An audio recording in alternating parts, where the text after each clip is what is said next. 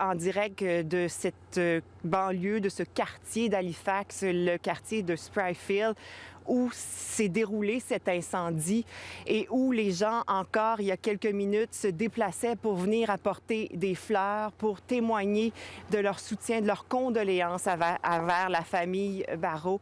Et à mes côtés, Olivier Lefebvre, faut dire, Olivier, vous êtes ici depuis les premières heures hier. Oui. Tout de suite qu'on a su qu'il s'était passé quelque chose de grave, vous avez été sur place. Oui. Et dès les premières heures aussi, ce qu'on s'est rendu compte vite, c'est que les autorités ont tenté de clarifier le tout, de dire la thèse criminelle, là, elle a été écartée. Oui, puis c'est important de le répéter, Karine, cette thèse qui a été écartée, la thèse criminelle, depuis le tout premier point de presse des pompiers hier. Les pompiers, d'ailleurs, qui poursuivent leur enquête pour déterminer l'origine de ce brasier.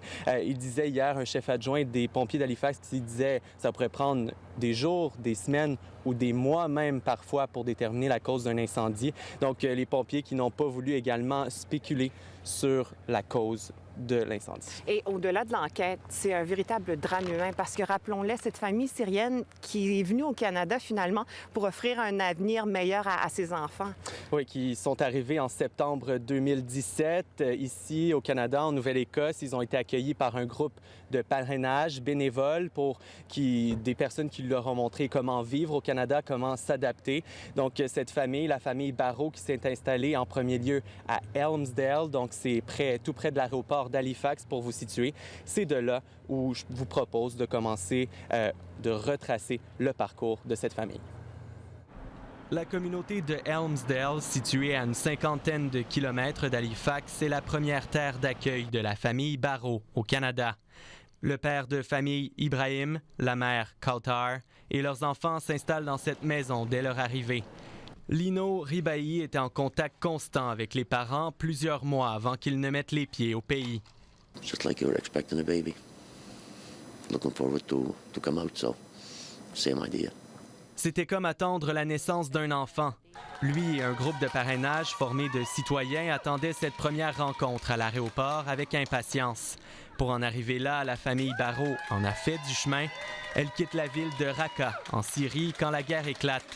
Elle s'installe temporairement à Damas, puis se rend à Beyrouth, au Liban, où elle attend environ 3 ans avant de s'en venir au Canada en tant que réfugiée.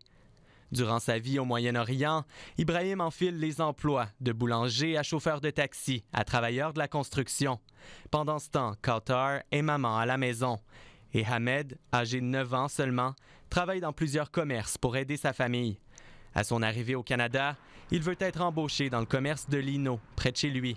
He wanted to come work with me, and I wouldn't allow him to work because I told him, you're a kid. You just go outside and play and jump around.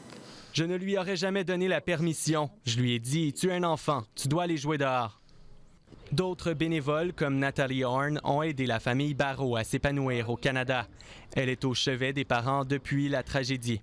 Ibrahim's in critical condition. Kauthar physically has not sustained any injuries, but she's gone through so much emotional trauma that... Ibrahim est toujours dans un état grave. Kautar n'est pas blessée physiquement, mais elle vit un important stress émotif. Les funérailles de leurs 7 enfants devraient avoir lieu d'un jour à l'autre dès les autopsies des corps complétées. Everybody is welcome.